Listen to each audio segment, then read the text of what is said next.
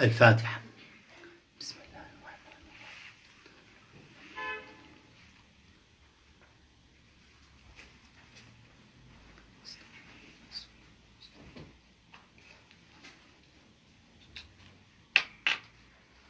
بسم الله الرحمن الرحيم. الحمد لله رب العالمين، وصلى الله على سيدنا محمد صلاة تمحو ذنبا يحول بين الدعاء والإجابة، وعلى آله وصحبه وسلم. اللهم أنت الأول فليس قبلك شيء، وأنت الآخر فليس بعدك شيء، وأنت الظاهر فليس فوقك شيء، وأنت الباطن فليس دونك شيء. اقض عنا الدين وأغننا من الفقر. اللهم اكفنا بحلالك عن حرامك، وبطاعتك عن معصيتك، وأغننا بفضلك عمن سواك، يا غنيا عن التفسير، يا من عليه العسير يسير. نشكو إليك ما لا يخفى عليك، ونسألك ما لا يعسر عليك. نشكو إليك ما لا يخفى عليك، ونسألك ما لا يعسر عليك. نشكو إليك ما لا يخفى عليك، ونسألك ما لا يعسر عليك. اجعل لنا من كل هم فرجا، ومن كل ضيق مخرجا، وارزقنا اللهم رزقا طيبا موسعا فيه مباركا فيه يا رب العالمين. وصلى الله على سيدنا محمد وعلى آله وصحبه وسلم. نتابع وإياكم إن شاء الله تبارك وتعالى في كتاب الحج في المقدمة الحضرمية، صفحة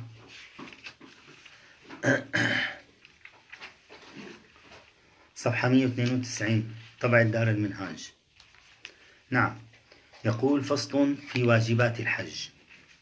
مراجعة سريعة. منذ أول كتاب الحج أتى بشرط وجوبهما، وهو الإسلام والحرية والتكليف والاستطاعة، وأتى بشروط الاستطاعة الخمسة، ثم بين المواقيت الزمانية والمواقيت المكانية. نعم، وأنه لا يجوز لمريد النسك أن يجاوز ميقاتا من غير أن ينوي الإحرام، فإن جاوزه فعليه دم، إلا إن عاد إلى الميقات قبل التلبس بنسك. ثم بين أركان الحج والعمرة باختصار، ثم فصل في بيان الإحرام وهو النية ولفظها، والسنن التي تتبعها، وسنن تتعلق بالإحرام خاصة كالغسل وتطيب البدن ولبس النعلين، وكيف يدخل مكة. ثم أتى بواجبات الطواف 8 وسنن الطواف، وابتدأ به لأنه بعد الإحرام يدخل إلى مكة، ثم أول عمل يقوم به إنما هو الطواف إذا كان معتمرا، أو طواف القدوم إذا كان حاجا، وما يتبعه من سنن. ثم بعد الطواف يسعى سواء كان حاجا أو معتمرا، لأن السعي ركن من أركان الحج والعمرة، وبين شروطه وسننه. ثم بعد أن يسعى يذهب إلى الوقوف بعرفة كركن، وبين وقت الوقوف وما يصح الوقوف فيه وما لا يصح، وبينا كل ذلك، وسنن الوقوف بعرفة وما ينبغي للحاج أن يفعله فيها. ثم بين في الأخير الركن الأخير من أركان الحج، ألا وهو الحلق. وقلنا إنه يسن استيعاب الرأس للرجل والتقصير للمرأة، كما قال صلى الله عليه وسلم في سنن أبي داود: ليس على النساء حلق، إنما على النساء تقصير. وقد نشرنا في الأمس وأول أمس الفوائد التي تتعلق بكتاب الطهارة والصلاة والزكاة والصيام، ونشرنا قبل قليل الفوائد التي تتعلق بكتاب الحج إلى آخر كتاب الحج. تمام؟ إلى آخر كتاب الحج نشرنا كل الفوائد، ستكون بين أيديكم إن شاء الله، أو هي الآن بين أيديكم، وسوف نعرج على بعض هذه الفوائد في شرح درس اليوم إن شاء الله. قال: فصل في واجبات الحج. وقلنا إن الواجب في الحج هو ما يجبر تركه بدم. هل يأثم؟ نعم، قال العلماء يأثم لأنه لا يجبر شيء بدم إلا مقابل إثم. عند الشافعية واجبات الحج 6. المبيت بمزدلفة واجب إذا لم يبت بمزدلفة، بمعنى أنه نفر من عرفات مباشرة إلى منى إلى مكة، ولم يبت في مزدلفة إلى ما بعد منتصف الليل، فهذا يكون قد فوت عليه واجبا، يجبر هذا الواجب بترك الدم إن لم يعد. في بعض الناس أخطأ خطأ كبيرا، أنه عندما ينفر من عرفات لا يريد أن يبيت في مزدلفة ولا يريد أن يبيت في زحام مزدلفة، إنما يذهب مباشرة إلى مكة ليطوف طواف الإفاضة. انتبهوا أيها الإخوة، انتبهوا إلى هذا الحكم يعني بشكل دقيق حتى لا تقع فيه بعض الأفواج. هذا الحكم هو أن طواف الإفاضة عندما تنتهي من عرفات ثم تذهب إلى مزدلفة ثم ترمي جمرة العقبة في منى ثم تذهب بعد ذلك إلى مكة لتطوف طواف الإفاضة، لا يريد أن يبيت في مزدلفة، إنما يريد أن يذهب مباشرة إلى منى فيرمي جمرة العقبة ثم يذهب إلى الطواف فيطوف طواف الإفاضة. إن طاف طواف الإفاضة قبل منتصف الليل لم يجزئ عن طواف الإفاضة، لأنه باتفاق الفقهاء أن طواف الإفاضة يدخل وقته بعد منتصف ليلة العاشر، بعد منتصف الليل، ليلة يوم النحر أو ليلة العاشر من ذي الحجة، فمن طاف قبل ذلك وقع نفلا ولا يقع طواف إفاضة. وبعض الناس في بعض السنوات أخطأ بذلك خطأ كبيرا، خطأ فاحش، لم يقع طواف الإفاضة عنه بحال. طيب، قال واجبات الحج 6. المبيت بمزدلفة، وهو هذا المبيت ووجوب هذا المبيت أن يكون ساعة من النصف الثاني فيها، يعني ينبغي أن يدرك مزدلفة بعد منتصف الليل، تمام، ولو ساعة. شو يعني ولو ساعة؟ ساعة هنا بمعنى إيش؟ بمعنى لحظة. الساعة في الزمن تطلق على 60 دقيقة وتطلق على الأقل وتطلق على الأكثر، ومنه قول ربنا تبارك وتعالى: ويوم تقوم الساعة يقسم المجرمون ما لبثوا غير ساعة. ويوم تقوم الساعة يعني تقوم القيامة، يقسم المجرمون ما لبثوا غير ساعة، غير لحظة واحدة. نعم، وهو أن يكون ساعة ولو لحظة من النصف الثاني في ليلة يوم النحر أو في ليلة العاشر. طيب، النصف الثاني كيف نحسبه؟ نحسبه من أذان المغرب إلى أذان الفجر. الآن متى يؤذن المغرب على سبيل المثال؟ الساعة 7. متى يؤذن الفجر؟ الساعة 5. تمام، الآن 7 8 9 10 11 12 1 2 3 4 5. كم ساعة في 10 ساعات. 10 ساعات، هذا هو الليل. ينبغي أن يكون وقوفك في مزدلفة من بعد نصف الليل، يعني من بعد 5 ساعات. 7 بيأذن المغرب، 8 9 10 11 12.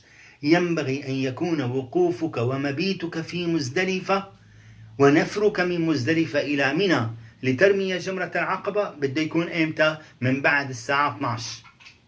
تحسب متى يؤذن المغرب، متى يؤذن الفجر، 10 ساعات، 11 ساعة، 12 ساعة في بعض الأحيان، أحيانا يكون أكثر من ذلك، أحيانا يكون أقل من ذلك، على حسب الموسم الذي فيه. نحسب كم الساعة ونقسم بالنصف، تمام، ونبيت في مزدلفة إلى ما بعد نصف الليل ولو بلحظة. ولا يجب على من له عذر، من له عذر كالنساء العاجزات والرجال الهارمين أو أصحاب الأمراض المزمنة الذين لا يستطيعون أن يبيتوا في الليل، هؤلاء يجوز لهم أن يذهبوا إلى مكة، ولكن بشرط: لا يطوفون طواف الإفاضة إلا بعد منتصف الليل. أعيد: لا يطوفون طواف الإفاضة إلا بعد منتصف الليل. لا يطوفون طواف الإفاضة إلا بعد منتصف الليل. ألا هل بلغت؟ اللهم فاشهد. لأنه هذا يعني للأسف يقع فيه بعض الناس ويترتب عليه أمور خطيرة جدا. نعم.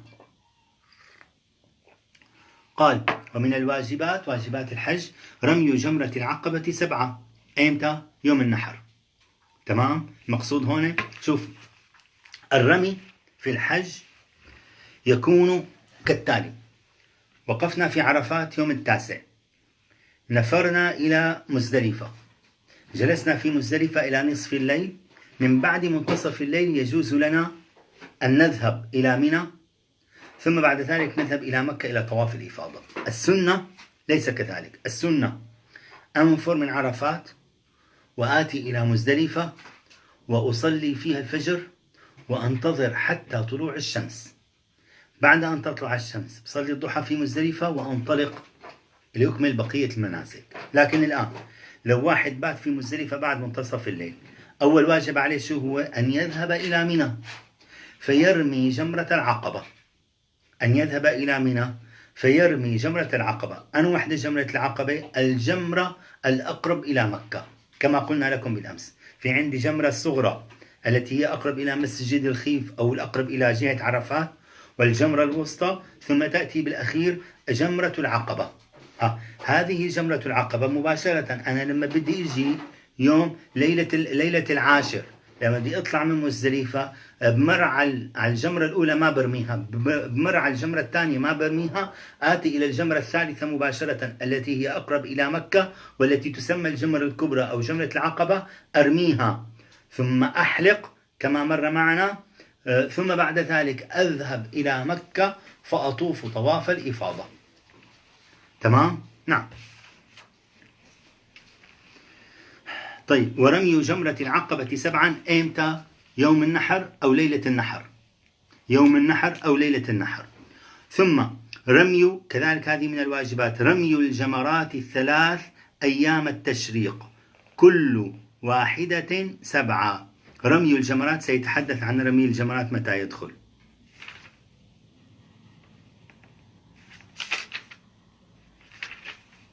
وأن يكون بين الزوال والغروب. نعم سيأتي. رمي الجمرات 3 أيام التشريق. شو هي أيام التشريق؟ اتفقنا نحن أيام التشريق 11 12 13. عندي اليوم 9 يوم عرفات، اليوم 10 اللي هو العيد الأضحى يوم النحر. تمام. يوم النحر ما بيكون فيه غير رمي واحد فقط الذي هو رمي جمرة العقبة. 11 و12 و13 أيام التشريق أرمي فيها الجمرات 3. أبدأ بالجمرة الصغرى ثم الوسطى ثم الكبرى.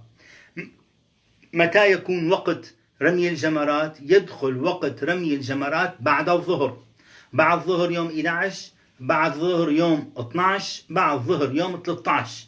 انتبهوا، عم بعطيكم الأحكام بشكل صحيح إن شاء الله ودقيق جدا جدا. تمام. يدخل رمي الجمرات 3 اللي هو يوم 11 و12 و13. متى يدخل؟ بعد الظهر. طيب. نعم. ورمي الجمرات 3 أيام التشريق بعد الزوال إلى المغرب، كل واحدة 7. كل واحدة، الجمرة الصغرى 7 مرات، الجمرة الوسطى 7 حصيات، الجمرة الكبرى 7 حصيات. ومبيت لياليها 3 أو الليلتين الأولتين إذا أراد النفر الأول في اليوم الثاني. كذلك من الواجبات في الحج أن تبيت ليالي أيام التشريق. ومبيت لياليها، ليالي إيش هون؟ لها عائدة على إيش؟ على أيام التشريق. ومبيت لياليها 3، يعني أنا لما بطلع يوم 10 مثل ما قلت لكم بصلي الضحى في مزدلفة وبطلع على مكة، بصلي الضحى في مزدلفة، بطلع برمي جمرة العقبة في منى وأحلق ثم أخرج إلى مكة. هي السنة. لا، لما رحت إلى مكة طفت طواف الإفاضة، أنتهي من طواف الإفاضة ثم أعود إلى منى فأبيت فيها. شوف سؤال مبيت لياليها 3، أبيت فيها ليلة 11 وليلة 12 وليلة 13. ليلة 11 وليلة 12 وليلة 13 أبيت فيها. أحيانا بعض الناس يريد أن يتعجل. شو هي الآية الكريمة؟ واذكروا الله في أيام معدودات فمن تعجل في يومين فلا إثم عليه. فمن تعجل في يومين فلا إثم عليه. شو هو التعجل؟ التعجل حيجي معنا، لكن خلينا نمشي عليه الآن، حشرح لكم إياه لأنه صار وقته، لما بيجي وقته كذلك نتكلم عنه. الآن الواجب في المبيت 3: ليلة 11 وليلة 12 وليلة 13. بيجي ليلة 11 ببيت فيها هيك نصف الليل، عم يقول معظم الليل. طيب معظم الليل، في بعض الناس ببيت معظم الليل وبيروح لمكة على الفندق، تمام، وبيرجع تاني يوم الظهر أو تاني يوم المساء، ببيت فيها وبيرمي عن امبارح واليوم. طيب الآن عندي أنا 3 أيام التشريق، ليلة 11، عم نحكي الآن الكمال، ليلة 11 وليلة 12 وليلة 13. ببات ليلة 11 وأرمي لليوم 11 بعد الظهر، وبات ليلة 12 وبرمي ليوم 12 بعد الظهر، وبات ليلة 13 وأرمي لليوم 13 بعد الظهر. هذا الكمال، تمام. طيب نرجع: ومبيت لياليها 3 أو الليلتين الأولتين إذا أراد النفر الأول في اليوم الثاني. إمتى التعجل؟ التعجل بيكون باليوم الثاني. بيجي أنا ببيت ليلة 11 وبرمي بعد الظهر، وببيت ليلة 12 وبرمي بعد الظهر وبنفر.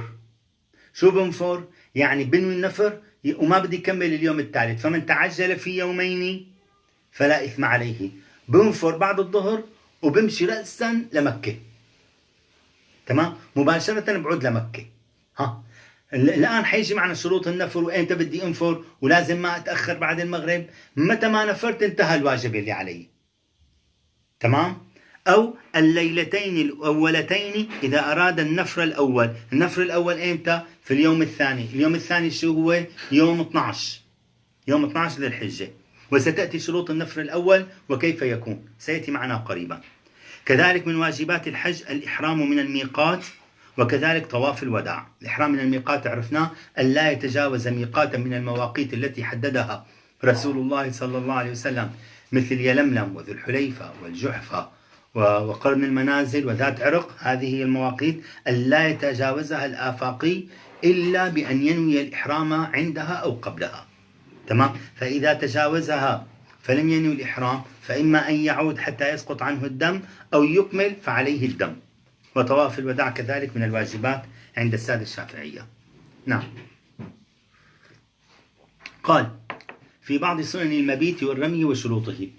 ويسن الوقوف بالمشعر الحرام بمزدلفة. نزل النبي صلى الله عليه وسلم كما في الحديث في الترمذي عند قبلة مسجد المشعر الحرام اليوم، في المكان الذي هو قبلة المسجد الحرام. هنا نزل النبي صلى الله عليه وسلم وأخذ يدعو الله حتى طلعت الشمس، شمس يوم 10 يوم النحر. ويسن الوقوف بالمشعر الحرام بمزدلفة. الوقوف يبدأ بمجرد أن تصل إلى مزدلفة.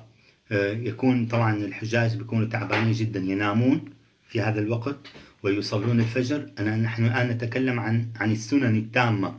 ويصلون الفجر ويبدأ وقوفهم من صلاة الفجر حتى تطلع الشمس. هذه سنة وللأسف سنة متروكة. وأخذ حصى جمرة العقبة منها من مزدلفة. أنا ما بدي أطلع اليوم 10 بدي أرمي جمرة العقبة ثم أحلق. منين باخذ الحصيات؟ أخذ حصيات من مزدلفة. وأخذ حصى جمرة العقبة منها. وقطع التلبية عند ابتداء الرمي. طول ما أنا في عرفات يوم التروية اللي هو اليوم 8 من ذي الحجة، يسمى يوم التروية، منذ لحظة خروجي من مكة إلى منى إلى عرفات وحتى أرمي جمرة العقبة، كل ذلك أستغرقه بالتلبية. فإذا رميت جمرة العقبة استبدلت التلبية وأخذت أكبر الله أكبر كبيرا والحمد لله كثيرا تكبيرات العيد. وقطع التلبية عند ابتداء الرمي والتكبير مع كل حصى. كل حصى بياخذها بسم الله الله أكبر ويرمي الشيطان الرجيم. ويدخل وقت الحلق ووقت رمي جمرة العقبة. شوف انتبه هون، هذا اللي أنا حذرت منه. ويدخل وقت الحلق، أنت بدي إحلي ورمي جمرة العقبة اللي هن 7، وطواف الإفاضة بنصف ليلة النحر. بنصف ليلة النحر، انتبهوا. ومن فعل أحد هذه الثلاث قبل منتصف ليلة النحر لا تجزئ. لا تجزئ، نعم. ويبقى الرمي الآن، ويدخل وقت الحلق ورمي جمرة العقبة وطواف الإفاضة بنصف ليلة النحر. والسنة أن تؤجل هذه الثلاث إلى طلوع الشمس يوم العاشر، لحتى تطلع الشمس عيد الأضحى اللي هو يوم النحر أو يوم العاشر.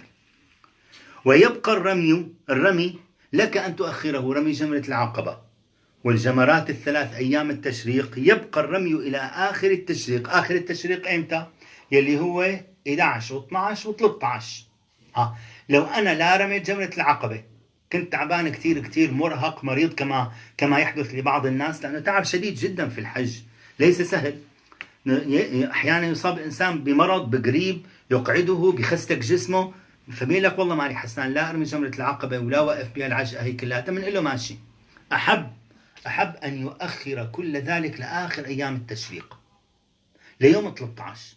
بنقول له معك إلى ما قبل مغرب اليوم 13.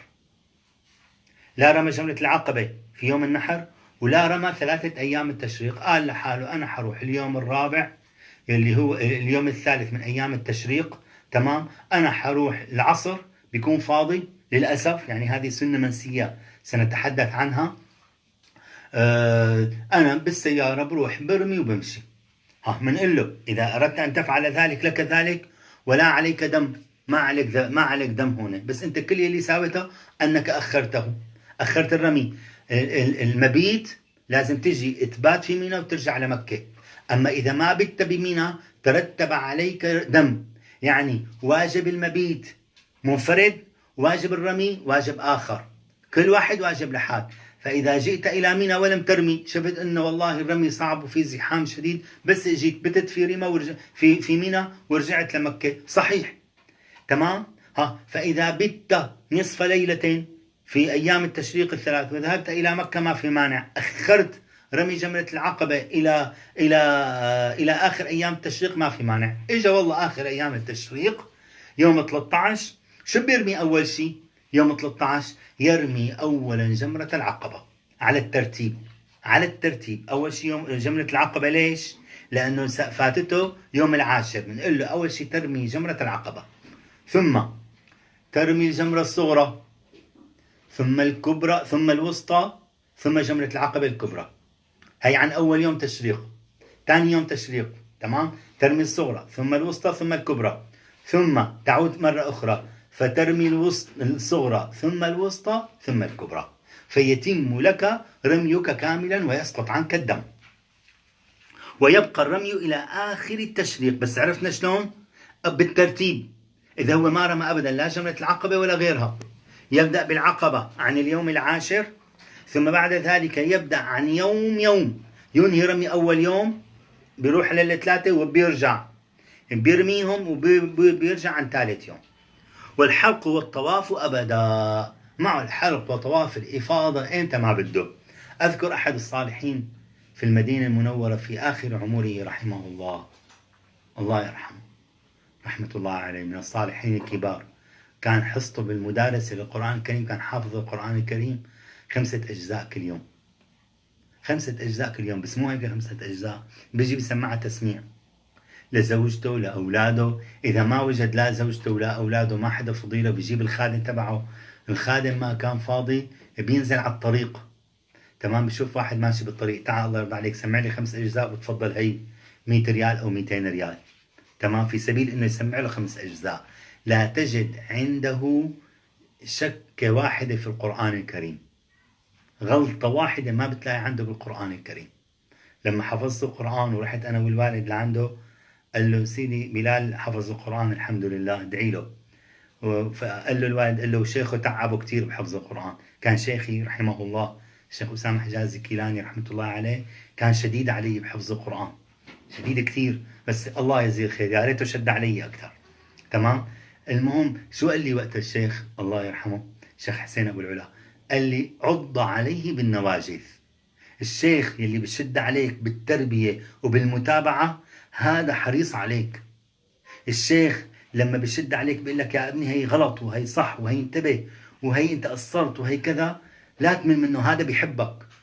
الاب يلي بيتابع اولاده، يا ابني انت هون سويت غلط، يا ابني هي ما بتنفع، يا ابني انت هون قصرت، لا تتأفف من ابوك، احمد ربك، احمد ربك. هذا دليل على محبة والدك إلك. في آباء مهملين لأولادهم، لا بيسألوا وين رحت ولا بيسألوا وين جيت وشو عم تساوي وشو عم تعمل، ولا يتفقدوا أحواله. أما الأب الصالح تعال هون، مثل سيدنا زكريا. سيدنا زكريا يعلم جلال قدر السيدة مريم، تمام، ويعلم أنها العفيفة الشريفة الطاهرة التقية النقية، ومع ذلك كان عندما يرى عندها فاكهة الصيف في الشتاء وفاكهة الشتاء في الصيف، وكانت متعبدة في المحراب لا تخرج أبدا، فيرى عندها ذلك كان يقول وهو يعلم أن الذي يطعمها ويسقيها ربها، وأن الذي ينزل لها هذا الطعام هم الملائكة الكرام، ومع ذلك ماذا كان يقول لها؟ أنى لك هذا؟ ليش؟ حتى يعلمنا نحن التربية ومتابعة الأولاد. أنى لكم هذا؟ شو عم تساوي؟ شو عم تعمل؟ فهذا واجبنا نحن كآباء، وواجب الأبناء أن يتقبلوا ذلك من آبائهم، ويعلموا أن آبائهم لا يتابعون هذه المتابعة إلا عن حرص ومحبة وخوف عليهم من الضياع في الدنيا والعذاب في الآخرة، ونسأل الله عز وجل الحكمة. طيب، والحلق والطواف، الحلق والطواف أبدا على سيرة الشيخ حسين أبو العلا، تمام. كان الشيخ حسين رحمة الله عليه يذهب فيقف في عرفات وينفر إلى مزدلفة، والرجل كبير في السن، وينفر إلى مزدلفة ويجلس في مزدلفة إلى بعد طلوع الشمس، تمام، ويعلم أن مكة فيها زحام شديد جدا، فيعود أدراجه إلى المدينة المنورة، تمام. متى ما أدى اللي عليه ورمى جمرة العقبة، كان يرمي جمرة العقبة وبيحلق وبيحمل حاله وبيرجع على المدينة المنورة، تحلل التحلل الأول كما سيأتي معنا. وهو في المدينة المنورة بيقعد لشهرين 3 أشهر 4 أشهر حتى تفرغ مكة، فيعود فيطوف طواف الإفاضة. شو قال له؟ والحلق والطواف، شو طواف إيش؟ طواف الإفاضة أبدا. قال وتسن المبادرة بطواف الإفاضة بعد رمي جمرة العقبة، وكذلك الحلق. إذا نرجع مشان نحفظها، وهلأ أنا هون حقلكم عليها. مباشرة أول ما بنفر من مزدلفة وبروح على جمرة العقبة برمي 7، أحلق المبادرة، يعني وراء بعضهم البعض. أرمي جمرة العقبة 7، أحلق مباشرة في حلاقين بتذكرون تحت الجسر كأني شايفهم الآن، ومباشرة بحمل حالي وبروح على مكة بطوف طواف الإفاضة. سنة المبادرة وراء هذه الأعمال وراء بعضها البعض. فيدخل مكة ويطوف، شو بطوف؟ طواف الإفاضة. ويسعى إن لم يكن قد سعى. السعي إيش؟ السعي الواجب. أنت من السعي الواجب إما أن تسعاه بعد طواف القدوم. أنا نزلت من الطيارة من جدة جابونا على مكة، أول شيء بساوي شو بساوي؟ طواف القدوم. طواف القدوم هي تحية البيت الحرام، مثل مو في ركعتين تحية المسجد، هون في طواف القدوم تحية البيت الحرام، طف طواف القدوم. طيب بنقول له سعيت أنت سعي الحج الواجب، الركن مو الواجب، الركن، سعيته بعد طواف القدوم؟ قال نعم، خلاص ما في داعي يسعى مرة ثانية. إذا ما سعى بعد طواف القدوم يسعاه بعد طواف الإفاضة. ويسعى إن لم يكن قد سعى، ثم بعد ما يخلص من السعي يعود إلى منى ويصلي بها الظهر. يعني هو بلحق في وقت، والوقت كافي جدا جدا. متى ما طلعت الشمس في مزدلفة بيحمل حاله بيرمي جمرة العقبة وبيحلق وبينطلق لمنى، بطوف طواف الإفاضة ويعود إلى منى، تمام، يعود إلى منى فيصلي بها ظهر النحر. وما عليه باليوم العاشر ما عاد عليه رمي، انتبهوا ليش؟ لأنه رمى صباحا، رمى جمرة العقبة صباحا. بعد الظهر ما عليه رمي، بنتظر هيك لتاني يوم يبيت في منى، بالليل لتاني يوم، تاني يوم بعد الظهر برمي 11 وبعده 12 وبعده 13. الأمر واضح وسوف نتكلم عنه الآن. ويرمي كل يوم من أيام التشريق الجمرات الثلاثة بعد الزوال. بعد الزوال مو قبل الزوال، بعد الظهر. قبل الظهر لا يجزئ الرمي، يدخل وقت الرمي بعد الزوال. كما أن الصلاة كانت على المؤمنين كتابا موقوتا فكذلك أعمال الحج موقوتة بمواقيتها لا يجوز لي أن أتعداها أو أقصر فيها أو أتأخر عنها. في إلى أوقات محدودة كما مرت معنا، كل واحدة 7 حصيات، الصغرى 7 حصيات، الوسطى 7 والكبرى 7. نعم.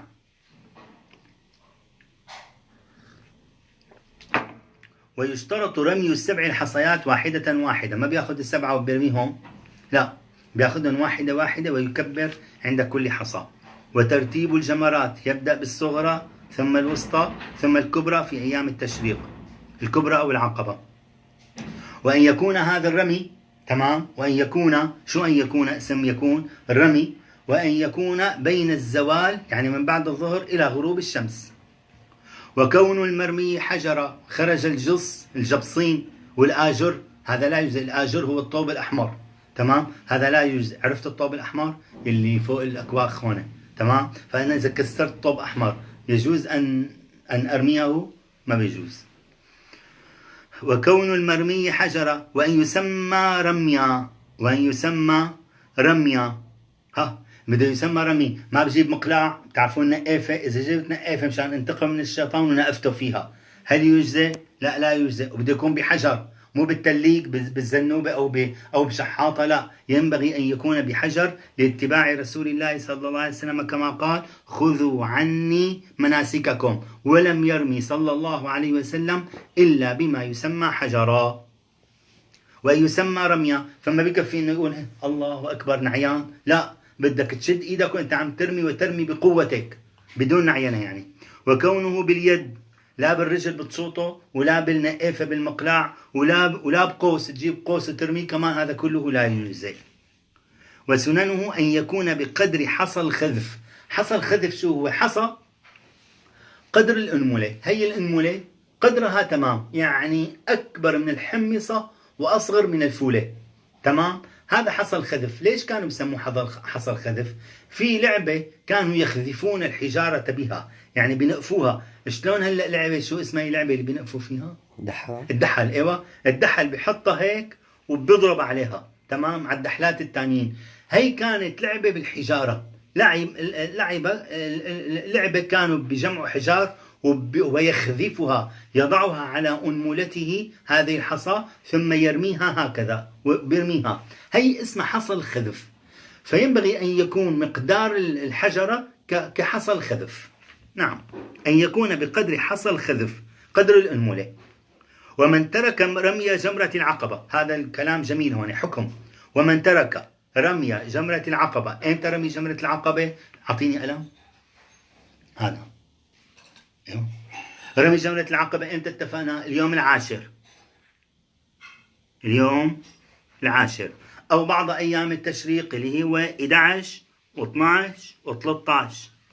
تداركه في باقيها أداء مو قضاء، لأنه معك أنت وقت الرمي إلى آخر يوم 13 قبل المغرب. ومن أراد النفر من منى في ثاني أيام التشريق جاز، اللي هو النفر الأول، تمام. النفر الأول بيكون ثاني أيام التشريق. إمتى ثاني أيام التشريق؟ يوم 12 النفر الأول. اكتبوا: من أراد النفر، يعني النفر الأول من منى في ثاني أيام التشريق، يعني إمتى؟ يعني يوم 12. إذا بتطالعوا أنتم هلأ شروط النفر، أعطيني الجوال وافتح على الصفحة بالتعليقات، في بعثنا لكم فوائد الحج، تمام، افتحوا عليها هي فوائد الحج وخلينا نقرأ بمعيتكم شروط النفر. يلا يا ابني هات لي شوف.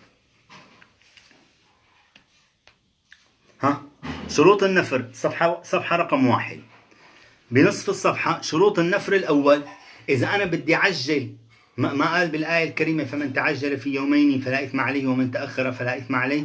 إذا أنا بدي أعجل، أنت بيكون أن ينفر في اليوم الثاني من أيام التشريق اللي هو يوم 12، هذا شرط. 2: أن يكون النفر بعد الزوال.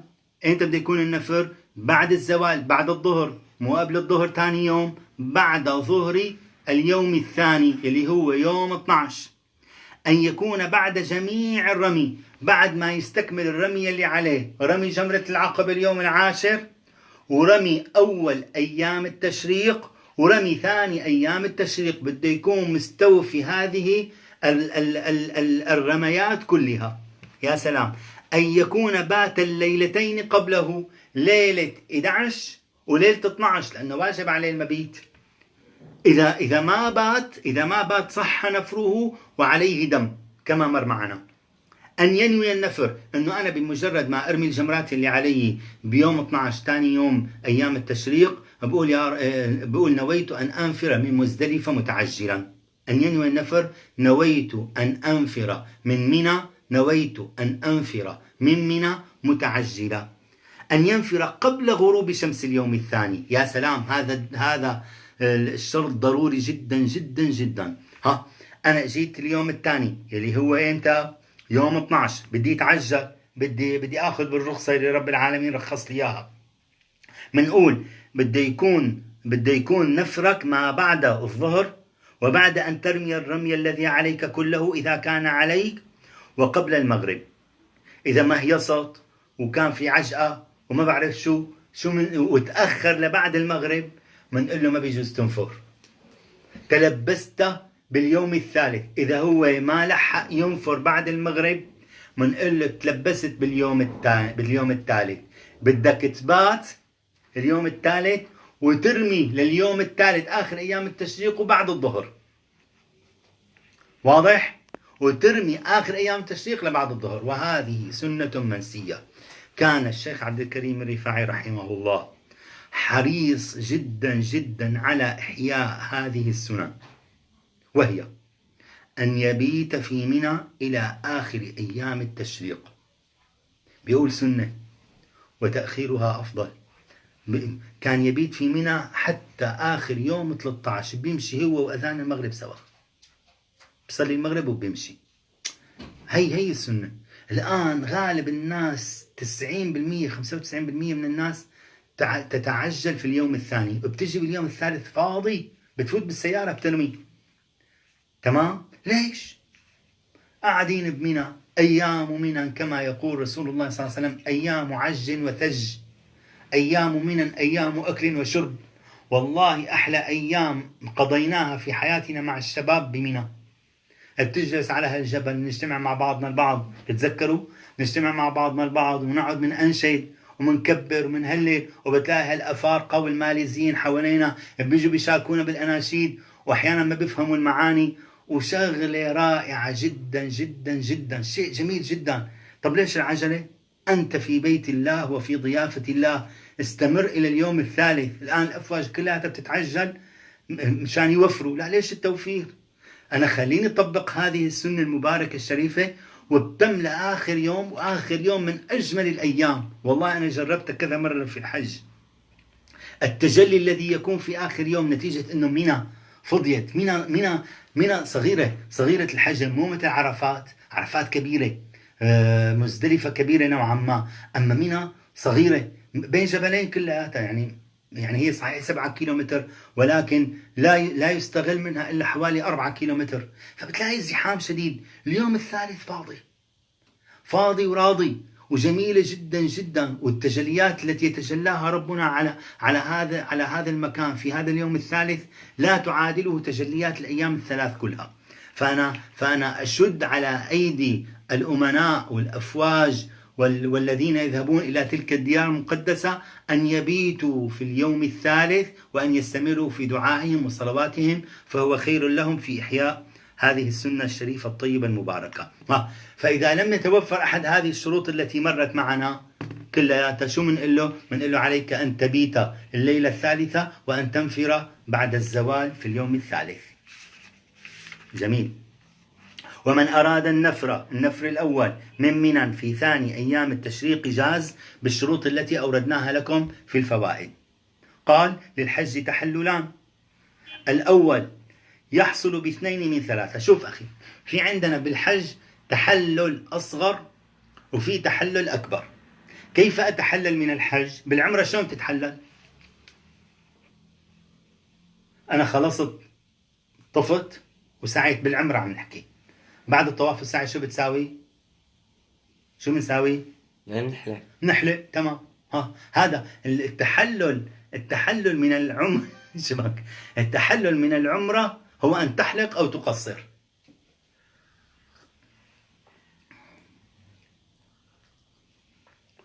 التحلل من العمرة هو أن تحلق أو تقصر، انتهت. التحلل من الحج كيف بيكون؟ في أفعال، 3 أفعال عليك أن تفعلها. تمام. أول فعل رمي جمرة العقبة، ثاني فعل الحلق، ثالث فعل طواف الإفاضة. تمام. رمي جمرة العقبة إمتى؟ اتفقنا اليوم العاشر، والحلق كذلك اليوم العاشر. شو صفي؟ طواف الإفاضة كذلك اليوم العاشر. إذا فعلت هذه الثلاثة تحللت التحلل الأكبر. إذا فعلت هذه الثلاثة تحللت التحلل الأكبر. شو التحلل الأكبر؟ يجوز لك جميع ما كان يحرم عليك وأنت محرم، حتى التمتع بالنساء. نعم، حتى التمتع بالنساء يجوز أن يقرب زوجه، انتهى الأمر. هذا التحلل الأكبر. بالتحلل الأصغر يحصل من 2 من هذه الثلاثة. أنا رميت جمرة العقبة وحلقت، جيت بدي طوف طواف الإفاضة، عجقة، شو فوتني بهالمعكة؟ قلت لحالي خليني أجلها يومين بتخف العجقة. أنت تحللت الآن التحلل الأصغر 2 من 3. تمام. اللي هو رميت جمرة العقبة وحلقت. بنقول لك أنت تحللت التحلل الأصغر، يحل لك كل شيء في التحلل الأصغر عدا النساء. النساء لا يجوز لك أن تقربها، زوجتك ما بتقرب عليها. تمام.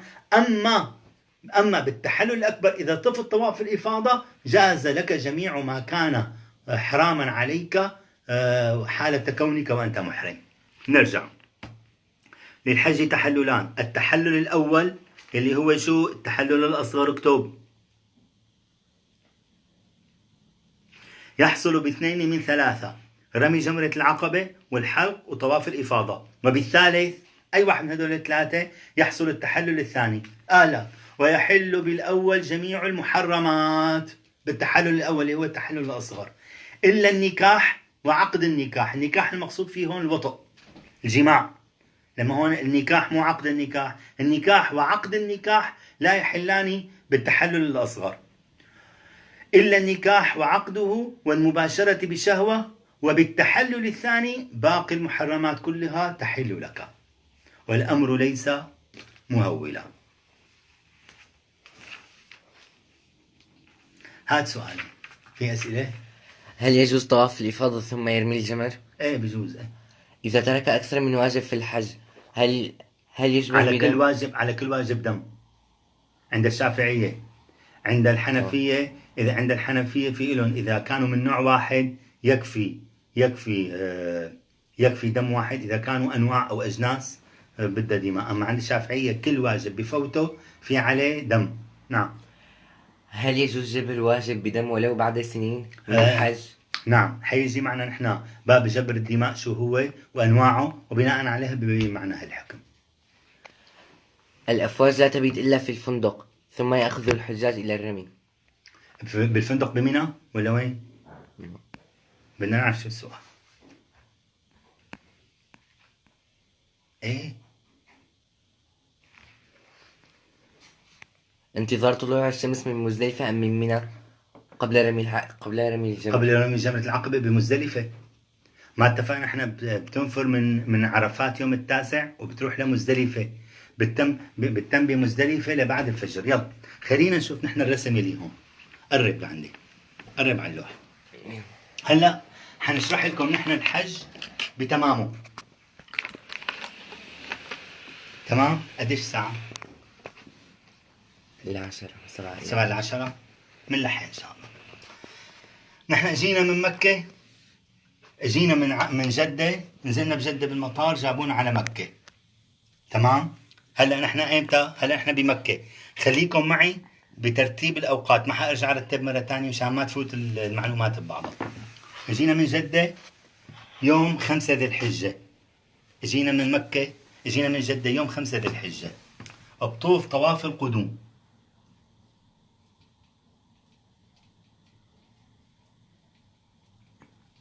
واضح الخط؟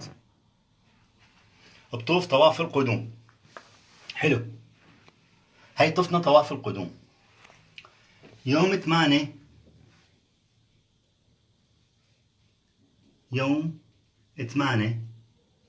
انطلق إلى منى. هي منى. حلو. بنطلق إلى منى يوم 8. تمام. وبتم بايت بمنى إلى الظهر يوم 9. تمام. قبل ظهر يوم 9 انطلق إلى عرفات. هي عرفات. واضح ولا مو واضح؟ كأنه نشفان.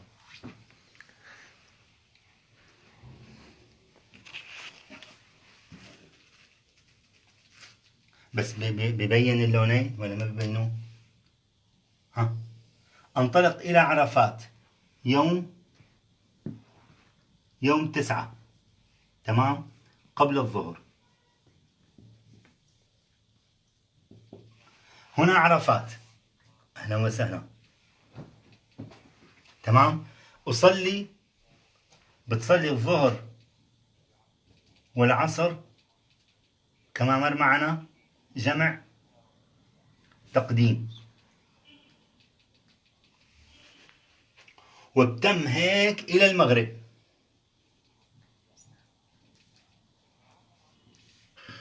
بعدين بروح من عرفات لوين؟ لمزدلفة. هي المشعر الحرام. رسام أنت محمد. هي مزدلفة.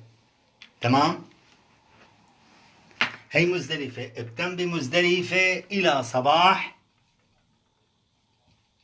اليوم 10. تمام. ها. صباح اليوم 10 انطلق إلى منى. رمي يوم 10. رمي جمرة العقبة. زائد شو هي؟ بعد ما نرمي جمرة العقبة شو بساوي؟ بحلق. زائد الحلق. بعدين أذهب إلى مكة. شو بساوي بمكة؟ طواف الإفاضة. بعد أن أطوف طواف الإفاضة أعود إلى منى وأجلس فيها 11 12 و13 رمي ومبيت. هذا الحج كله. يلا أرجو يكون واضح. القط له صورة محمد. القط له صورة. تمام. وابعتها على الصفحة أو على المجموعات. هيك واضح جدا إن شاء الله. القط له صورة بس مشان نكمل الدرس.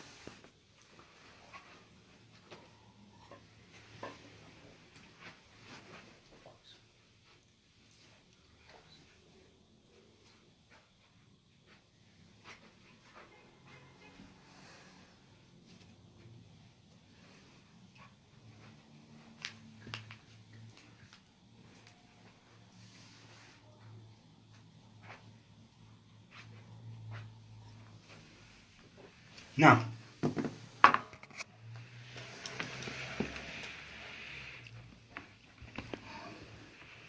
يلا نعود إلى الكتاب. في أوجه أداء النسكين. الآن أنا ما بدي أحرم بالحج. تمام. كيف أحرم بالحج؟ إما أن تحرم بالحج لوحده فيسمى إفرادا. تمام. مثل ما مر معنا إذا تتذكروا شرحناه. يلا. ويؤدى النسكان على أوجه. أفضلها الإفراد إن اعتمر في سنة الحج. إذا كنت أنت معتمر قبل ذلك في سنة الحج أو غير سنة الحج يسن لك أن تدخل إلى مكة مفردا. خلص تنوي الحج لوحده. متى ما انتهيت من أعمال الحج كاملة تمام بنقول لك روح ساوي عمرة. هي سنة. تمام. للمفرد إذا أنهى أعمال الحج كاملة بعد أيام التشريق بنقول له روح ساوي عمرة. وهو أن يحج ثم يعتمر. ثم التمتع. تمام. وهو أن يعتمر يدخل إلى مكة فيقول نويت العمرة وأحرمت بها لله تعالى، بينوي العمرة وبتحلل منها، يحلق أو يقصر اللي هو يتم أعمال العمرة كاملة، ثم بعد ذلك يجلس إلى أن يأتي وقت الحج وهو من الفندق شو بيقول؟ نويت الحج وأحرمت به لله تعالى. وهذا يجب عليه دم المتمتع. ثم القران بأن يحرم بهما، يحرم بالحج والعمرة معا، بيقول نويت الحج والعمرة وأحرمت بهما لله تعالى. أو بالعمرة بيقول نويت العمرة ثم يحرم بالحج قبل الطواف. أنا بفوت على مكة وبقول نويت العمرة وأحرمت بها لله تعالى قبل ما أطوف طواف الإفاضة، لك والله خليني أساويهم قران، هدول حج وعمرة، والله بكسب الأجر، يعني هم بساوي عمرة وهم بساوي حج. بقول نويت الحج وأحرمت به لله تعالى قبل طواف الإفاضة طبعا، فيكون حجي تحول من تمتع إلى قران. المتمتع والقارن يجب عليهما دم. ليش؟ حنشوف ليش يعني. ويجب على المتمتع دم ب4 شروط.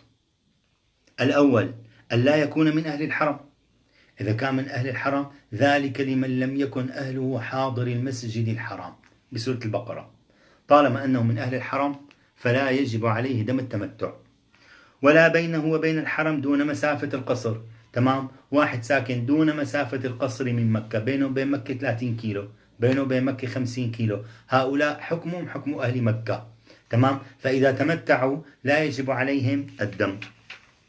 الثاني أن يحرم بالعمرة في أشهر الحج، أن يحرم بالعمرة في أشهر الحج. أما إذا واحد راح على مكة برمضان وساوى العمرة وقال لحاله يلا حتم للحج، وهنيك هو بمكة نوى الحج من الفندق، تمام. شو منقول له؟ منقول له ما عليك دم. ليش؟ لأنه هذا نوى شو؟ نوى العمرة في غير أشهر الحج. أن يكون في سنة واحدة، ما تكون العمرة السنة الماضية والحج هالسنة هي، هذا بناء على الشرط الثاني. الرابع أن لا يرجع إلى الميقات، إذا رجع إلى الميقات سقط عنه الدم. شوف سيدي، بالمتمتع والقارن لماذا يجب عليهما الدم؟ لأن الآفاقي الذي هو ليس من أهل مكة يجب عليه إذا أراد أن يحرم بالحج أو يحرم بالعمرة أن يحرم من الميقات. لا يجوز للميقاتي لمريد النسك أن يتجاوز ميقاتا من المواقيت التي حددها رسول الله صلى الله عليه وسلم إلا وهو ينوي الإحرام، إلا بالنية. فهذا لما دخل المتمتع دخل من الميقات، نحن ميقاتنا باسطنبول هون رابغ، اجينا على رابغ او بالطياره قمت نويت العمره، متمتع تمام، وناوي التمتع، نويت العمره وفدت لمكه وساويت العمره. جيت وقت الحج، تمام، وقت الحج اذا رجعت لميقاتي او لاقرب ميقات، يلملم، قرن المنازل، ذات عرق، او ميقاتي انا رابغ، تمام، أو الجحفة أو ذو الحليفة المدينة، أي ميقات رجعت له من هذه المواقيت التي نص عليها رسول الله صلى الله عليه وسلم سقط عنك الدم. بعيدة، أنا دخلت لمكة متمتع ونويت من الميقات العمرة كما قلنا، وصلت إلى مكة أديت مناسك العمرة قبل الحج بيوم، قلت لحالي ليش حمل حالي ثمن ذبيحة؟ رجع يا ولد على ميقاتك، على الجحفة أو على يلملم أقرب. حملت حالي ورحت إلى يلملم وهنيك نويت الحج وأحرمت به لله تعالى، يعني ما تجاوزت ميقاتي لأجل الحج إلا بنية الحج عند الميقات. هل هذا يسقط الدم؟ نعم يسقط الدم. أما إذا ما رجعت للميقات لم يسقط الدم. إذا لماذا توجب الدم على المتمتع؟ لأنه نوى الحج من مكة لا من ميقاته، فلو عاد إلى الميقات سقط عنه الدم. وكذلك القارن، لما القارن أدخل الحج والعمرة مع بعضهما البعض، أحدهما وقع من غير ميقات الحج أو العمرة، أحدهما مع أن الفعل واحد. القارن هل يتوجب عليه طوافان وسعيان أم طواف وسعي؟ المعتمد عند الشافعية طواف وسعي واحد. في قول قوي عند الشافعية أنه يتوجب عليه طوافان وسعيان، وهذا القول أنه يتوجب عليه طوافان وسعيان هو المعتمد عند الحنفية وقول مشهور عند المالكية. فمن قال من الفقهاء أن على القارن طوافان وسعيان لا ينكر عليه، لأن هناك مذاهب مثل المذهب المالكي والمذهب الحنفي المعتمد في القران عندهم أن يكون بطوافين وسعيين، ولا يجزئ عندهم طواف وسعي واحد، وهو قول قوي ناهض عند السادة الشافعية. لكن لو طاف لهما طوافا واحدا وسعى لهما سعيا واحدا توجب عليه الدم، لأن أحدهما وقع من غير ميقاته، تمام، من مكة وقع مو من الميقات. لو القارن عاد إلى الميقات، حتى القارن لو عاد إلى الميقات أي ميقات من هذه المواقيت سقط عنه الدم. وعلى القارن دم بشرطين: الأول أن لا يكون من أهل الحرم، والثاني أن لا يعود إلى الميقات بعد دخول مكة. واضح؟ فالسؤال إذن: لماذا يتوجب على المتمتع والقارن دم؟ لأنهما أحرما بالحج في غير ميقاته، لو أنه عاد إلى الميقات لسقط عنه الدم. في دم الترتيب والتقدير. طيب شو عم يقول؟ ودم التمتع والقران وترك الإحرام من الميقات وترك الرمي والمبيت بمزدلفة أو منى شاة أضحية، فإن عجز صام 10 أيام، 3 في الحج و7 إذا رجع إلى وطنه. دم التمتع، شوف لاحظ هون، هذا الدم الذي ساقه كله دم ترتب على ترك واجب، دم ترتب على ترك واجب، تمام. دم التمتع والقران، شو الواجب اللي تركه؟ الإحرام من الميقات، وترك الإحرام من الميقات، وترك الرمي والمبيت بمزدلفة أو المبيت بمنى. ما الذي يترتب عليه؟ يترتب عليه دم أضحية، شاة أضحية بده يذبحها. طيب هذا الدم اسمه في تروك الواجبات اسمه دم ترتيب وتقدير. شو يعني ترتيب؟ يعني هذا الدم ثم إن عجز صام 10 أيام، ثم إن عجز عن صيام 10 أيام اشترى بقيمة الشاة طعاما وتصدق به. هذا بين الشاة والصيام والتصدق بقيمة الشاة على الترتيب، مو على التخيير. الذي ترك أحد هذه الواجبات ما بنقول له أنت على الخيار أن تذبح شاة أو تصوم 3 أيام في الحج و7 إذا رجعت، أو تتصدق بقيمة الشاة طعام. لا، مو على التخيير، على الترتيب. بنقول له أولا يجب عليك شاة أضحية، فإن لم تجد شاة أضحية عليك صيام 3 أيام في الحج و7 إذا رجعت. فإذا لم يستطع الصيام نقول له ثمن الأضحية، قيمة الأضحية قيمة شاة تصدق بها طعاما، تمام. قديش حق الأضحية؟ حق 1000 ريال، تمام، أو 700 ليرة تركية، اللي هو بيتصدق بقيمتها طعاما. هذا اسمه الترتيب. والتقدير قدره الشارع، ترتيب رتبه الشارع وقدر ما يعدل إليه دون زيادة ولا نقصان. التقدير شو يعني؟ التقدير قدر ما يعدل إليه، ما ترك التقدير للمكلف، التقدير نص عليه من الشارع الحكيم، تمام. لما بنقول نحن دم ترتيب وتقدير، ترتيب رتبه الشارع، إن عجز عن الأول انتقل إلى الثاني، إن عجز عن الثاني انتقل إلى الثالث. والتقدير قدره الشارع، قال له شاة أضحية، بعد ذلك ما وجدت شاة أضحية، قدر الشارع الصيام 3 أيام في الحج و7 إذا رجعت. إذا لم تستطع قدر الشارع شاة أضحية أن تخرج بقيمتها طعاما. إذا هذا هو دم الترتيب والتقدير. حيجي معنا أنواع الدماء، كل وحدة بنجيها مما يتوجب فيه الدم بقول لك هل هو دم ترتيب وتقدير، ولا دم ترتيب وتعديل، ولا دم تخيير وتقدير، ولا دم تخيير وتعديل. 4 أنواع من الدماء موجودة عندنا في الفوائد، تمام. لكن الآن الدم المترتب على ترك الواجبات شو اسمه؟ دم ترتيب وتقدير. دم ترتيب وتقدير أي أولا شاة أضحية، فإن عجز صام 3 أيام في الحج و7 إذا رجع إلى أهله. فإن عجز كما يقول في المنهاج الإمام النووي: والأصح أن الدم في ترك المأمور دم ترتيب فإذا عجز اشترى بقيمة الشاة طعاما وتصدق به. فهذا دم ترتيب وتقدير. في محرمات الإحرام. الآن محرمات الإحرام وما يترتب على كل محظور من هذه المحظورات من دماء. أحدها يحرم على الرجل ستر رأسه، طاقية، عمامة، تمام، كل ذلك حرام، أو بعضه. طاقية تستر بعض الرأس، عمامة تستر كامل الرأس، حرام. فإذا لبسها ترتب عليه دم، والدم الذي يترتب عليها دم تخيير وتقدير، حيجي معنا بآخر المحرمات. أحدها يحرم على الرجل ستر رأسه أو بعضه، ولبس محيط ببدنه. بده الرجل بالذات بده يخلع كل ملابسه ويقتصر على لباسين فقط. إزار، المنشفة التحتانية، ما بيكون لابس تحت شيء، تمام، كيلوت مع كيلوت كذا، ما بيلبس شيء، حلو. ومنشفة فوقانية، قميص، جلابية، عباية، كل ذلك حرام.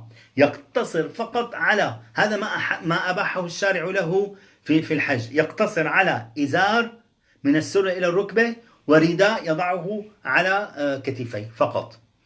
أما شيء محيط ببدنه أو بعضو من بدنه مثل ما قلنا لكم الأواعي الداخلية، أو قميص كتان لابسه، أو قميص لابسه، كل ذلك يتوجب فيه الدم. ولبس محيط ببدنه كله أو بعضو منه كيد وساق، جرابات، تمام، ما بيحسن يمشي، بتجرحوا رجليه، بفقفلوا رجليه، بنقول له بدهم يجرحوا رجليك وبدهم يفقفلوا رجليك، ما بتلبس جرابات. إذا كان ما بيحسن أبدا بالفعل بيتأذى، بنقول له البس جرابات للأذية، لكن شو عليك أن تذبح. وعلى المرأة يعني ويحرم على المرأة ستر وجهها، وكذلك يحرم عليها أن تلبس القفازين. نهى رسول الله كما روى أبو داود في سننه، نهى رسول الله صلى الله عليه وسلم النساء في إحرامهن عن لبس القفازين والنقاب. لا بتلبس كفين كفوف، ولا بتغطي رأسها، بتخلي وجهها مكشوف.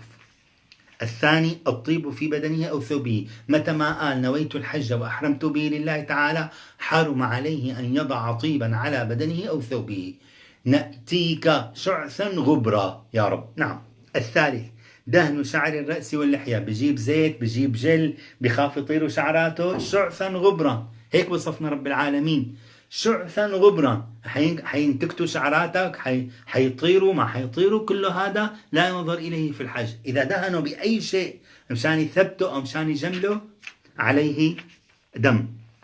الرابع إزالة الشعر والظفر ولو من غير الرأس، تمام. إذا قاعد عم ينتف شعر قطه وهو بالإحرام، بنقول له سلامتك، قوم عليك ذبح، تمام. عم ينتف شعر إيديه، عم يحلق شعر الوجنتين أو شعر اللي تحت اللحية هون، كل ذلك حرام، يترتب عليه دم. فإن لبس أو تطيب أو دهن شعرة أو باشر بشهوة، تمام، أو استمنى. باشر بشهوة مو معناته جامع، إنما استمتع بزوجه حتى أنزل. أو استمنى فأنزل عامدا، لا ناسيا، مو نسيان إنه هو متمتع أو إنه هو حاجج أو ناوي حج، لا. إذا كان نسيان لا يترتب عليه الدم. في هذه إن لبس أو تطيب أو دهن شعرة أو باشر بشهوة أو استمنى فأنزل عامدا، مو ناسيا، عامدا. كل هذه إن أنزلها عامدا عالما بأن هذا حرام، مختارا لذلك لا مكرها، لزمه الدم الآتي بيانه. لزمه شو يعني لزمه الدم الآتي بيانه. فإن لبس عامدا عالما مختارا، أو تطيب عامدا عالما مختارا، أو دهن شعرة أو باشر بشهوة أو استمنى فأنزل عامدا عالما مختارا، لزمه الدم الآتي دم تخيير وتقدير، دم تخيير وتقدير.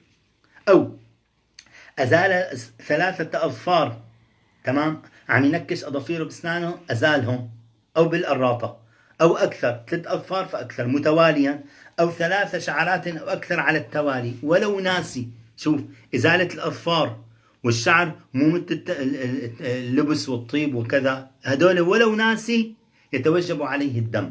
ليش هون ولو ناسي؟ لأن هذه إزالة الأظفار والشعر من باب الترفه، من باب الترفه. فمعناته هو عم يترفع عامل قاصد للترفه. ما في الترفه بالحج. الترفه ينافي مقاصد الحج. يأتوني شعثا غبرا، فهذا مما ينافي مقاصد الحج. فقال لك ولو ناسي بإزالة الأظفار والشعور يجب عليه الدم.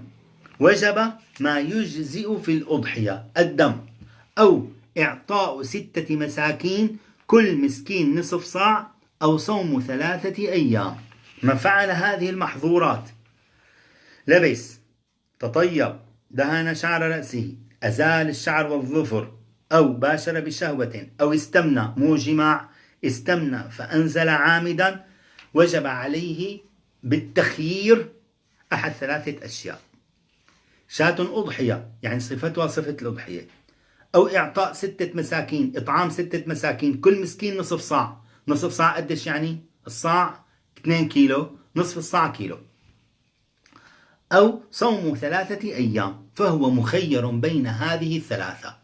فالدم في هنا هو دم تخيير وتقدير، هيك بسموه، اكتبها عندك: دم تخيير وتقدير. شو يعني تخيير؟ يعني أنت على الخيار، إما أن تذبح أو تطعم أو تصوم 3 أيام. وتقدير قدرها الشرع، ما ترك التقدير إلك. حيجي معنا الآن بالمحرمين الثانيين ترك التقدير إلك. لا، التقدير قدره الشرع. قال لك شاة أضحية لا تجزئ إلا بما تجزئ به الأضحية، أو تطعم 6 مساكين كل مسكين كيلو أرز. تمام؟ أو صوم 3 أيام، 3 أيام مو 4 أيام. ما ترك التقدير إلك، فهذا دم اسمه دم تخيير وتقدير.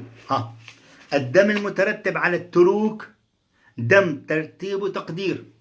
الدم المترتب على الترفه دم تخيير وتقدير. واضحة؟ الدم المترتب على ترك الواجبات دم ترتيب وتقدير. الدم المترتب على الترفه دم تخيير وتقدير. وفي شعرتين، إذا واحد أزال شعرة واحدة أو ظفر واحد يجب عليه أن يخرج مد أو بصوم يوم. شعرتين أو ظفرين مدان أو يومان. 3 شعرات بدأ بدم التخيير والتقدير. قديش ساعة؟ 7 و10. 7 و10 منيح. كتني قاسي شان. نعم. الخامس من محرمات ايش؟ من محرمات الإحرام الجماع. الجماع يحرم. تمام؟ ومشكلة كبيرة جدا من جامع زوجه وهو محرم. حيجي معنا شو المشكلة هي، شو بيترتب عليها. فإذا جامع عامدا، عرفان انه هو بالحج وعرفان انه هو محرم، عالما بالتحريم، مختارا لا مكرها. حطت لي سكرين، هات سكرين ومعلقة صغيرة. عامدا، عالما، مختارا. قبل التحلل الأول، نحن قلنا التحلل الأول يحل له 2 من 3. التحلل الأول شو هو التحلل الأول؟ 2 من 3: رمي جمرة العقبة والحلق وطواف الإفاضة. إذا هو جامع قبل التحلل الأول، إذا جامع قبل التحلل الأول، تمام، وجب عليه ما سيأتي معنا. أو وهو بالعمرة، وهو بأعمال العمرة جامع زوجته، من له وجب عليك التالي: أول شيء الجماع. فإذا جامع عامدا عالما مختارا قبل التحلل الأول في الحج وقبل الفراغ من العمرة، 1 فسد نسكه. أعطيني التابلة شوف أتأكد بس من مسألة خطرت ببالي. فسد نسكه، بنقول له نسكك فاسد، مو باطل، فاسد.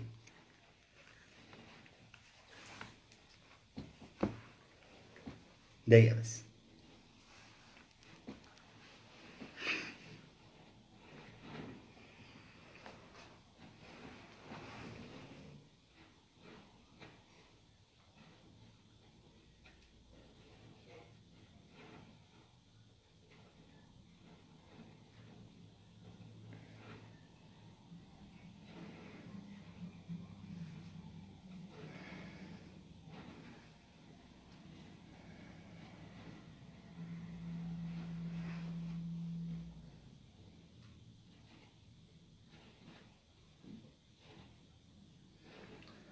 اللهم صل على سيدنا محمد.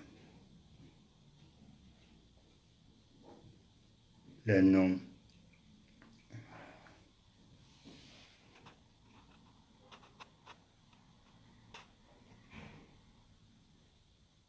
نعم.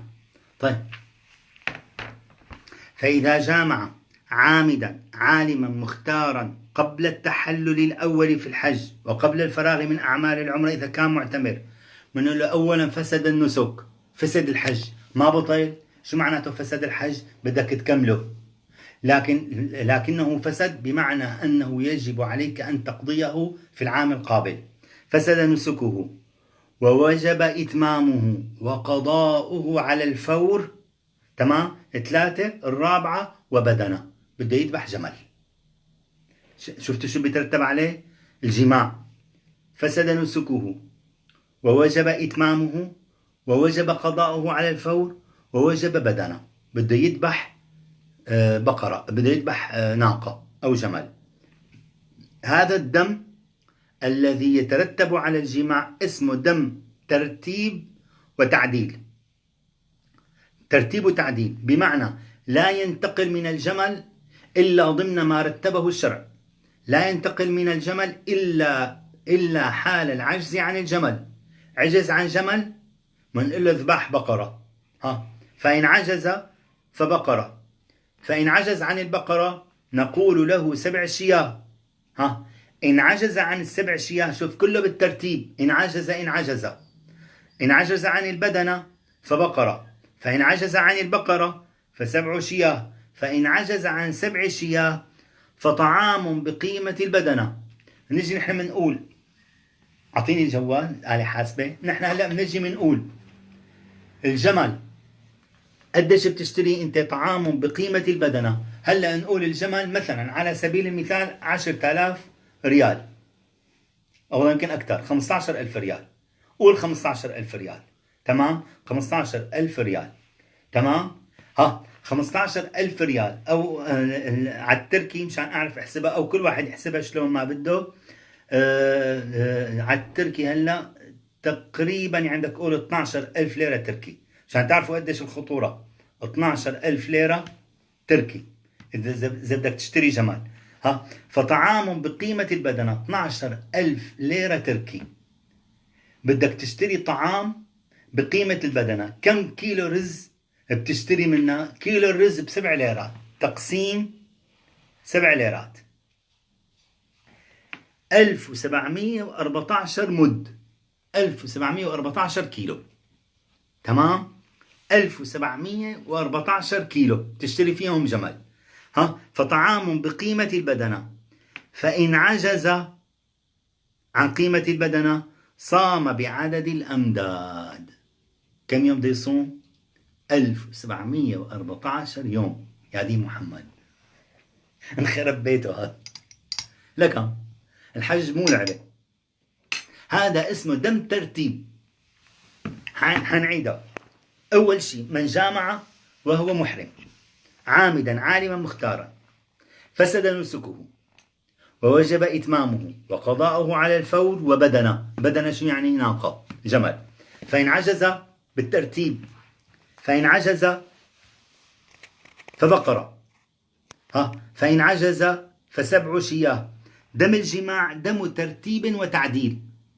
تعديل حيجي معنا. فإن عجز فطعام بقيمة البدنة، هذا التعديل.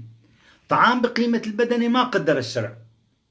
أنت روح اشتري بدنة، البدنة التي تجزئ في الأضحية، والبدنة التي تجزئ في الأضحية يختلف سعرها من بائع لبائع، يختلف سعرها من زمان لزمان، فترك تعديلها لك. هي دم ترتيب وتعديل، مو دم ترتيب وتقدير. التقدير لا، قدر الشارع، بدك تمشي بتقدير الشارع. هون لا، ترك التعديل لك، قال لك فطعام بقيمة البدنة. قديش حق البدنة؟ 12,000 15,000 ريال. تمام. فإن عجز صام بعدد الأمداد. عدد الأمداد قديش؟ بيختلف من ناقة لناقة، مزبوط ولا مزبوط؟ بيختلف من سعر لسعر. فهذا تقدير ولا تعديل؟ تعديل. تعديل. ما هيك تعديل صار. ليش؟ لأنه ترك لك يا ما قدر لك يا الشرع. نعم. فإن عجز فبقرة، فإن عجز فسبع شياه، فإن عجز فطعام بقيمة البدنة، فإن عجز صام بعدد الأمداد. فالدم المترتب على الجماع دم ترتيب وتعديل. أمر الشرع بالترتيب وتعديل، يعني العدول إلى غيره بحسب القيمة. العدول إلى غيره بحسب القيمة. يلا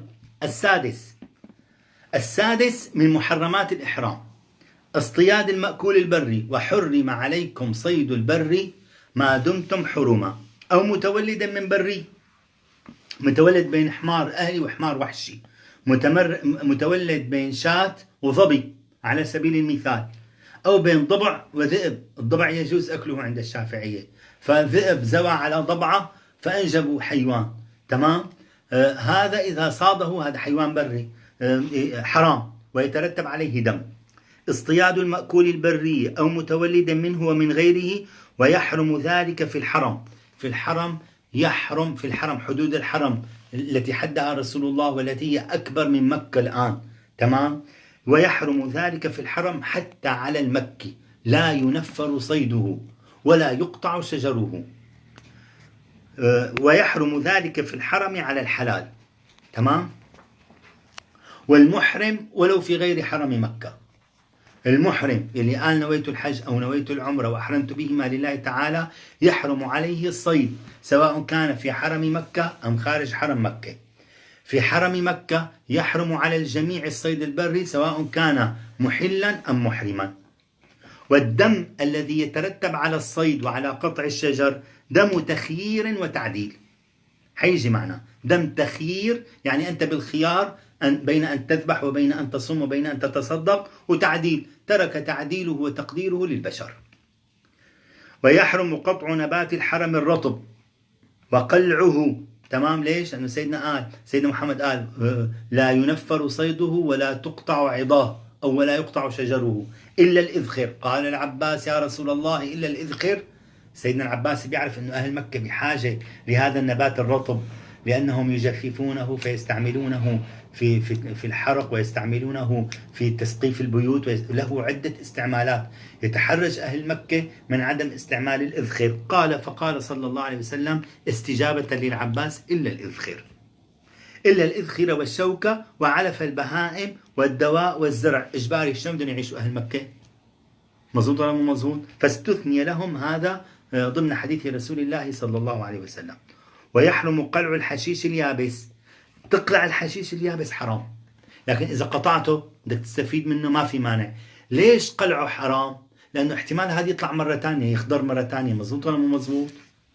في نباتات بتيبس وبترجع إلى مواسم تذبل ولكنها تعود فتتنشط. فقال لك يحرم قلع الحشيش اليابس دون قطعه. ثم إن أتلف صيدا، صيد بري مو صيد بحري. تمام. شو هي الآية؟ أحل لكم صيد البحر وطعامه متاعا لكم وللسيارة، وحرم عليكم صيد البر ما دمتم حرما. ثم إن أتلف صيدا له مثل من النعم، من الإبل أو البقر أو الغنم له مثيل، ففيه مثله. حيجيبنا المثيل. فإن لم يكن له مثل من الإبل والبقر والغنم، ففيه قيمته، قيمة هذا اللي أنت صدته، وليس له مثل من الأنعام. تمام. شو منقول؟ منقول بتطالع قيمته. والدليل على ذلك يا أيها الذين آمنوا لا تقتلوا الصيد وأنتم حرم. خلينا أقرأ لكم الآية بشكل صحيح بسورة المائدة. ما هيك؟ قال ربنا تبارك وتعالى في سورة المائدة يا أيها الذين آمنوا لا تقتلوا الصيد وأنتم حرم، ومن قتله منكم متعمدا فجزاء مثل ما قتل من النعم. يا أيها الذين آمنوا لا تقتلوا الصيد البري، آية 95 من سورة المائدة. وأنتم حرم، ومن قتل الصيد البري منكم متعمدا فجزاء مثل ما قتل من النعم. نجي بنقول هذا الصيد البري هل له مثيل من الأنعام الثلاثة، الإبل أو البقر والغنم؟ فجزاء مثل ما قتل من النعم يحكم به ذوى عدل منكم. من الذي يحكم بأن هذا الصيد البري له مثل؟ اثنان من العدول أصحاب الخبرة في التقدير بين الحيوانات، في تقدير التشابه بين الحيوانات. تمام، مثل ما حيجي معنا الآن في الحمامة شات. هلا نحن نقول الحمامة، إذا واحد صاد حمامة بده شو مثيلها؟ مثيلها شات. طب ليش شات؟ أهل الخبرة يعلمون أنها تجمع الطعام مثلا في حويصلتها. مزبوط ولا مو مزبوط؟ كما أن الشاة مجدرة، بتجمعهم بمعدتها الشاة أو البقرة، وبعدين بتطالعهم حيوانات مجدرة هي، بعدين بتطالعهم تاكلهم، بعدين تبلعهم للمعدة مرة أخرى. مزبوط ولا مو مزبوط؟ هذا اسمه الاجترار. والحمام كذلك. فنظر أهل العدل إلى أن الحمام يشابه في كيفية طعامه، في كيفية شرابه الشاة، فقالوا في الحمامة شاة. الذي يحكم بالصيد البري وما يماثله من الأنعام ذوى عدل منكم. الفقهاء كادوا أن يستوعبوا كل الحيوانات البرية وما يماثلها من الأنعام، وما لم يتوصلوا إلى مماثلته في الأنعام حكموا له بالقيمة. يحكم به ذوى عدل منكم هديا بالغ الكعبة، أو تخيير تعديل، كفارة طعام مساكين مثل ما حيجي معنا، أو عدل ذلك صياما. هو بالخيار، تخيير وتعديل، دم تخيير وتعديل. تمام. ثم إن أتلف صيدا له مثل من النعم ففيه مثله، وإن لم يكن له مثل ففيه قيمته. ففي النعامة بدنة. إذا واحد صاد نعامة شو مقابلها؟ ما يماثل من الأنعام بدنة، ناقة. وفي بقرة الوحش وحماره، حمار الوحش بقرة. وفي الظبية يماثلها شاة. وفي الحمامة شاة. يحكم به ذوى عدل منكم. ويتخير في المثلي بين ذبح مثله في الحرم. الآن ما أن الدم الذي يترتب على ذلك دم تخيير وتعديل. تخيير قال لك إما أن يذبح مثله بدنة أو بقرة أو شاة في الحرم والتصدق به فيه على أهل الحرم، وبين التصدق بطعام بقيمة المثل. قديش ثمنها الشاة؟ ثمنها 500 ريال، بتصدق ب 500، بيشتري طعام ب 500 ريال وبتصدق فيه على فقراء الحرم. أو صيام بعدد الأمداد ب 500 ريال. كم كيلو أرز بتشتري؟ والله بشتري 100 كيلو رز، من إلا صوم 100 كيلو، صوم 100 يوم. تمام، بصوم 100 يوم 50 يوم يلي بيطلع عليه. لكن هذا على إيش؟ على التخيير. وترك التقدير للعبد. قال له الشاة النعامة مقابلها بدنة. من الذي حكم بذلك؟ ذوى عدل منكم، فهذا تعديل. الآن تصدق به بقيمته، من الذي يحدد القيمة؟ المكلف. أو الصيام بعدد الأمداد، عدد الأمداد من الذي يعدلها؟ كذلك المكلف. وفيما لا مثل له كالجراد يتخير بين إخراج طعام بقيمته والصيام بعدد الأمداد. معروف أن الجراد يباع في الجزيرة العربية، كل كيس جراد مثلا ب10 ريال. قال لك وفيما لا مثل له كالجراد، إذا صادوا وأكلوا يتخير بين إخراج، ما له مثل الجراد، ما له مثل، يتخير بين إخراج طعام بقيمته. بدش بتشتري أنت كيلو الجراد، والله بشتري ب10 ريال، ماشي، اشتري ب10 ريال أرز وتصدق بقيمتها طعاما. أو الصيام بعدد الأمداد، ب10 ريال كم مدة بيطلعوا لهم 3 أمداد، صوم 3 أيام. ويجب في الشجرة الكبيرة بقرة لها سنة. إذا واحد قطع شجرة كبيرة في حرم مكة، تمام، شو بنقول له؟ اذبح بقرة عمرها سنة. وفي الصغيرة التي كسبع البقرة، يعني شاة صغيرة، مو شاة، شجرة صغيرة تساوي 1/7 من الشجرة الكبيرة. هي اسمها شجرة صغيرة التي كسبع الكبيرة. سبع شو يعني سبع؟ 1/7. شو بيطلع عليها؟ شاة. يتخير بين ذبح ذلك، بين البقرة أو الشاة، وبين التصدق بقيمته طعاما أو الصيام بعدد الأمداد. لماذا؟ لأن الدم دم تخيير وتعديل. وفي الشجرة الصغيرة جدا قيمتها. بيجي يسوي قلع شجرة صغيرة جدا، يأتي أهل العدل فيقولون قيمتها 3 ريال. تمام، بتصدق بقيمة، بيشتري ب3 ريالات أرز ويتصدق بقيمته طعاما، يتصدق بقدرها طعاما، أو يصوم بعدد الأمداد. بقديش بتشتري أنت ب3 ريال؟ كم كيلو أرز؟ والله بشتري كيليين، صوم يومين. الآن إذا أردنا أن نعود فنلخص ما مر معنا في الدماء المترتبة. قديش الساعة؟ 7:30. 7:30. في الدماء المترتبة على محظورات الإحرام. وين الجوال؟ عطيني إياه. الفيسبوك. خلينا نرجع للفيسبوك.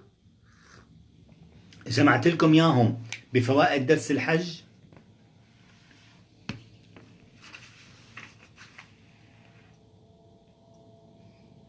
جمعت لكم إياهم بفوائد درس الحج وننهي الدرس.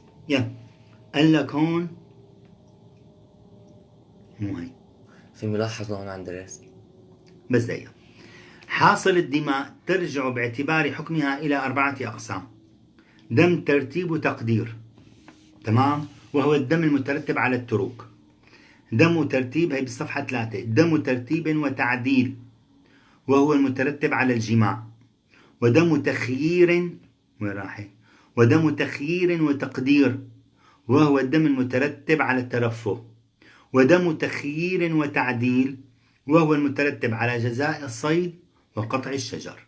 على كل محظور من دماء، وهل هو تخيير وتقدير أو إلى الدماء، وأنت بعد ذلك تعلم أين تريد أن تضع المحظور ضمن هذه الأنواع ال4. شو هو؟ هون لم تذكر السعي، في ملاحظة أنك ما ذكرت السعي. نعم، السعي نحن قلنا لكم. نعم صحيح، لم أذكر السعي. لما بيرجع إما أن يسعى بعد طواف القدوم، أحسنت يا دي آله، تمام، أو يسعى بعد طواف الإفاضة.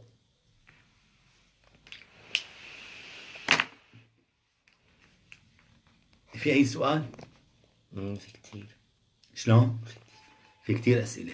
هات لنشوف سؤال واحد أو سؤالين، تأخرنا.